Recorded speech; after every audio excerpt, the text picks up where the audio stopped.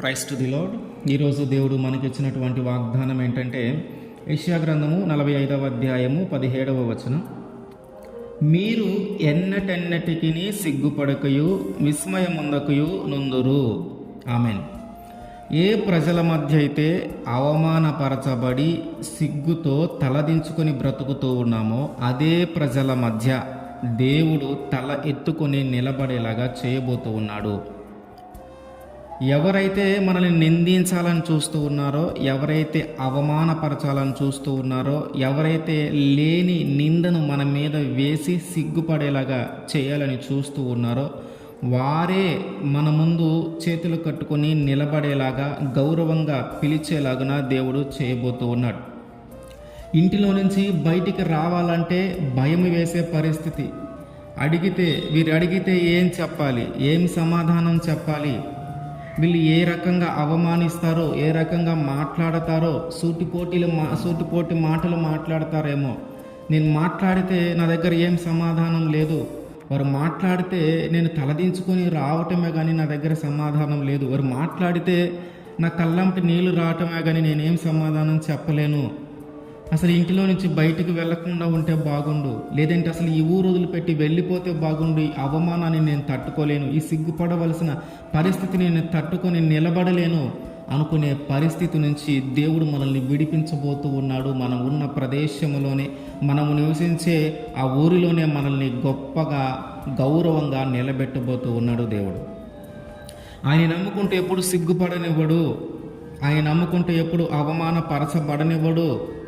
ఆయన నమ్ముకుంటే తలగా నియమిస్తాడు కానీ తోకగా నియమించడు. ఆయన నమ్ముకుంటే తల ఎత్తుకుని జీవిస్తాము కానీ తల దించుకొని జీవించేలాగా చేయడు దేవుడు. మన అవసరతలు, మన అవమానాలు, మన కన్నీళ్ళు అన్నీ దేవుడికి తెలుసు, అన్నీ దేవుడు వింటూనే ఉన్నాడు. ఇంకెప్పుడు మారుతుందయ్యా ఈ పరిస్థితిని మనం అడుగుతున్నాం కదా. ఇంకెప్పుడు ఈ అవమానపరచబడే పరిస్థితి నుంచి నేను తప్పించబడతాను, ఇంకెప్పుడు కనీసం నేను ఇంటిలో నుంచి బయటికి వెళ్ళాలంటే కూడా సిగ్గుతో చచ్చిపోతున్నాను, ఇంకెప్పుడు ఈ పరిస్థితి మారేది నా జీవితంలో అని మనం ఏడుస్తూ దుఃఖపడుతూ దేవుణ్ణి అడుగుతూ ఉన్నాం కదా. ఆ మొర ఆయన విన్నాడు. త్వరలోనే మన జీవితంలో ఈ గొప్ప కార్యాన్ని దేవుడు జరిగించబోతూ ఉన్నాడు. హన్నా తన వైరి అనేటువంటి పెనిన్నాతో అనేకమైన మాటలు పడతా ఉంది. ఎందుకంటే పిల్లలు లేరు, గర్భము లేదు, గర్భఫలము లేదు. పిల్లలు లేరని గొడ్రాలని అవమానిస్తూ దూషిస్తూ సిగ్గుపడేలాగా చేస్తూ ఉంది.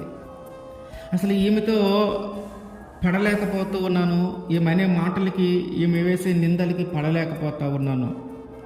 ఎందుకు ఇట్లాంటి బ్రతుకు అని అనిపిస్తూ ఉంది. చుట్టుపక్కల వాళ్ళు మాట్లాడుతూ ఉన్నారు, చుట్టుపక్కల వాళ్ళు అడుగుతూ ఉన్నారు.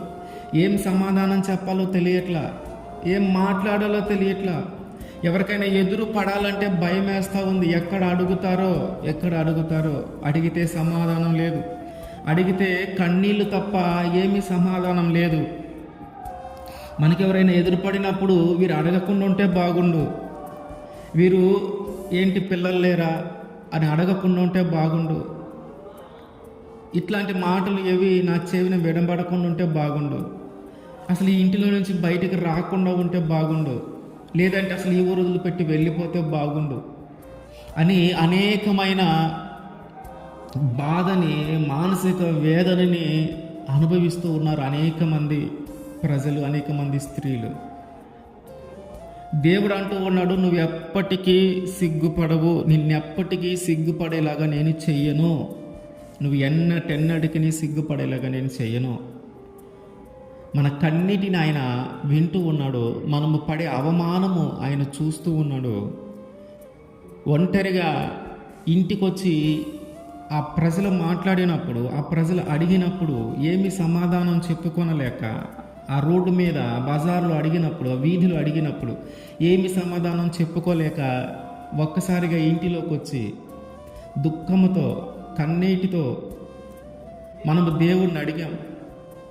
వీళ్ళందరూ అడుగుతూ ఉన్నారు, ఏం సమాధానం చెప్పాలి, వీళ్ళందరూ అడుగుతూ ఉన్నారు, నేను ఏం మాట్లాడాలి, ఈ అవమానాన్ని, ఈ సిగ్గుపడే పరిస్థితిని ఎప్పుడయ్యా నా జీవితంలో నుంచి తీసివేస్తావు, నాకు ఒక గర్భఫలం ఇస్తే నాకు ఇంత అవమానం ఉండేది కాదు కదా, నాకు సంతానాన్ని ఇస్తే నేను ఇంత సిగ్గుపడే పరిస్థితులకు రాలేను కదా, ఇంకెప్పుడయ్యా నా నా నా జీవితంలో ఈ కన్నీటిని నువ్వు తుడిచేది, ఈ పరిస్థితిని మార్చేది ఎప్పుడయ్యా మనము అడిగాం కదా. ఎవరైనా ఎదురొచ్చినప్పుడు వారికి సమాధానం చెప్పుకోలేక తిరిగి ఇంటికి వచ్చి బాధపడ్డాం కదా, ఇంటికి వచ్చి ఏడ్చాం కదా, ఇంటికి వచ్చి ప్రార్థన చేశాం కదా. ఆ ప్రార్థన దేవుడు విన్నాడు, ఆ కన్నీటిని దేవుడు చూశాడు. అందుకని ఆయన అంటున్నాడు, నువ్వు ఎప్పటికీ సిగ్గుపడవు. హన్నా ఏలి ఉండేటటువంటి ఆ మందిరంలోనికి వెళ్ళి తన వైరి అయినటువంటి ఆ పెనిన్న పెట్టిన బాధ, ఆమె అంటున్న మాటలు, ఆమె చేస్తున్న చేష్టలు, ఆమె అవమానించే విధానము, ఆమె సిగ్గుపరిచే విధానము అన్నిటినీ దేవుని సన్నిధిలోకి వెళ్ళి కుమ్మరిస్తూ ఉంది. నోటి వెంట మాట కూడా రావట్లా, పెదాలు మాత్రమే కదులుతూ ఉన్నాయి. ఆ పెదాలు మాత్రమే కదులుతూ ఉన్నాయి. అక్కడ ఉన్నటువంటి దైవజనుడు కూడా గమనిస్తూ ఉన్నాడు, ఏంటి నోటి వెంట ఏమీ మాట రావట్లేదు, పెదాలు మాత్రమే కదులుతూ ఉన్నాయి. దుఃఖముతో, మనోవేదనతో, ఆ పిల్లలు లేకపోతే పడిన వేదన అంతా కూడా ఆ యొక్క మందిరంలో దేవునికి తెలియజేసుకుంటూ ఉంది. తన హృదయాన్ని కొమ్మరిస్తూ ఉంది, తన కన్నీటిని కొమ్మరిస్తూ ఉంది. దైవజనుడు వచ్చి మాట్లాడుతున్నాడమ్మా, మత్తురాలుగా ఉన్నట్టున్నావేంటి, ఏమైంది, మద్యం ఏమన్నా ద్రాక్షారసం ఏమన్నా తాగావా అని అడుగుతుంటే, కాదయ్యా, నా హృదయంలో ఒక వేదన ఉంది, నా హృదయంలో ఒక బాధ ఉందయ్యా. ఆ బాధనంతా కూడా నా దేవునికి తెలియజేసుకుంటూ ఉన్నాను. ఆ బాధనంతా కూడా ఆ కన్నీటి రూపంలో దేవుడికి తెలియజేసుకుంటున్నాను, కానీ నేను ద్రాక్షరసం ముట్టలేదయ్యా అని చెప్తా. ఆ స్త్రీ పడినటువంటి బాధని, ఆ స్త్రీ ఏడ్చినటువంటి ఏడుపుని, ఆ స్త్రీ పడినటువంటి ఆ మనోవేదనని దేవుడు చూశాడు, దేవుడు విన్నాడు. ఆ దైవజనుడు మాట్లాడుతూ ఉన్నాడు, అమ్మా, దేవుని మందిరంలో నువ్వు ఏదైతే విన్నపం చేసుకున్నావో అది దేవుడు నీకు ఇస్తాడు, నువ్వు ధైర్యంగా వెళ్ళు.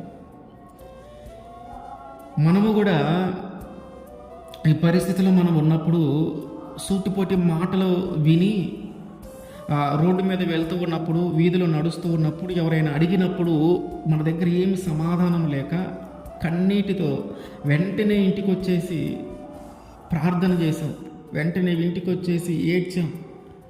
ఆ ఏడుపు సూటిపోటి మాటలు మాట్లాడినప్పుడు వచ్చిన ఏడుపు, ఎవరైనా అడిగినప్పుడు సమాధానం చెప్పుకోలేక ఇంటికి వచ్చి ఏడ్చిన ఏడుపు దేవుడు విన్నాడు. ఆయన విన్నాడు. త్వరలోనే మన జీవితంలో ఒక గొప్ప కార్యాన్ని చేయబోతూ ఉన్నాడు. కొన్నిసార్లు ఆలస్యము మంచిదే, ఆలస్యము ద్వారా ఒక గొప్ప కార్యమే జరగబోతూ ఉంటుంది. ఆలస్యం అవుతూ ఉందంటే దేవుడు మన ద్వారా ఏదో ఒక గొప్ప కార్యాన్ని చేయబోతూ ఉన్నాడని. అందరిలాగా ఏదో పిల్లలు పుట్టారంటే పుట్టారు, వారసులు పుట్టారంటే పుట్టారు, లేదా కూతుర్లు పుట్టారంటే పుట్టారు అన్నట్టు కాదు, కానీ ఒక చరిత్రని మార్చగలిగిన వ్యక్తిని, ఒక చరిత్రను మార్చగలిగిన సంతానాన్ని, రాజులను అభిషేకించగలిగిన పిల్లలను, ఒక దేశానికి న్యాయము తీర్చగలిగిన పిల్లలను, కొన్ని లక్షల మందిని ఒక తాటిన నడిపించగలిగిన సంతానమును మన గర్భము నుంచి దేవుడు ఇవ్వబోతూ ఉన్నాడు. అందుకనే ఆలస్యం అవుతా ఉంది. ఆ హన్నా చేసిన ప్రార్థనను విని దేవుడు సమూయేలుని ఇచ్చాడు. సమూయేలు ఇజ్రాయేలుకు న్యాయాధిపతి. సౌలుని అభిషేకించాడు రాజుగా, దావీదుని అభిషేకించాడు రాజుగా. రాజుల్ని అభిషేకించేటటువంటి గొప్ప వ్యక్తి మన గర్భంలో నుంచి రాబోతూ ఉన్నాడు, మన వంశంలో నుంచి రాబోతూ ఉన్నాడు. దేవుడు ఊరికినే ఆలస్యం చేయడు. ఒక గొప్ప వ్యక్తిని మన గర్భంలో నుంచి తీసుకొని రావటానికి సిద్ధపరిచి ఆయన వేచి ఉన్నాడు. ఎందుకంటే ఆ వేచి ఉండడానికి కారణం ఏంటంటే, ఇంకొక చోట ఎక్కడో ఈ పుట్టుకకి ఇంకొక చోట ఎక్కడో ఒక దైవజనుడి యొక్క పోషణకి ఆధారం అయ్యింది.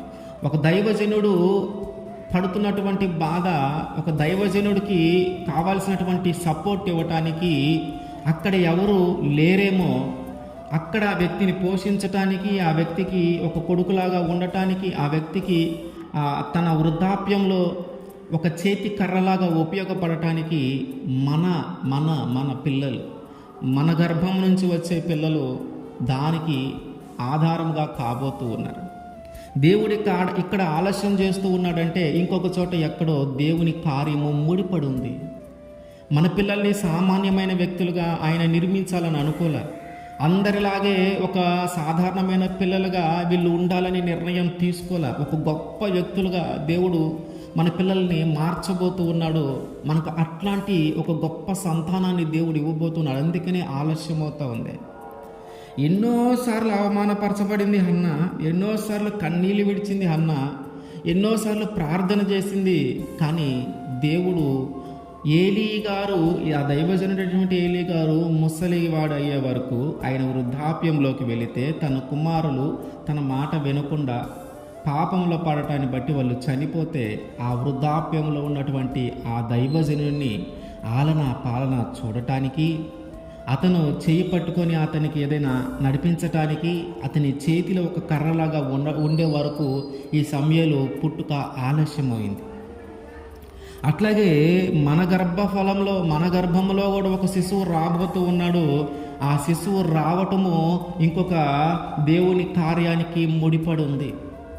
ఆ శిశువు రావటము ద్వారా జరిగే అద్భుతం ఏంటంటే వారు దేశాన్ని పరిపాలించేవారు, వారు ప్రజలకు న్యాయము తీర్చేవారు, వారు రాజులను అభిషేకించేవాళ్ళు, వాళ్ళు ఇజ్రాయేల్ ప్రజల్ని కొన్ని లక్షల మందిని ఒకే తాటిని నడిపించగలిగిన గొప్ప గొప్ప వ్యక్తులను ఆయన మన గర్భంలో నుంచి తీసుకొని రాబోతూ ఉన్నాడు. అందుకనే ఆలస్యం అవుతా ఉంది.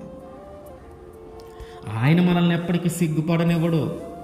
ఆయన నమ్ముకున్న వాళ్ళు ఎవరు కూడా సిగ్గుపడరు. కనుక దేవుడు మనకి వాగ్దానం చేస్తున్నది ఏంటంటే, మీరు ఎన్నటికీ సిగ్గుపడకయో విస్మయమందకయో ఉందురు, మీరు సిగ్గుపడనే పడరు. ఆయన నమ్ముకున్న వాళ్ళు ఎవరు సిగ్గుపడరు.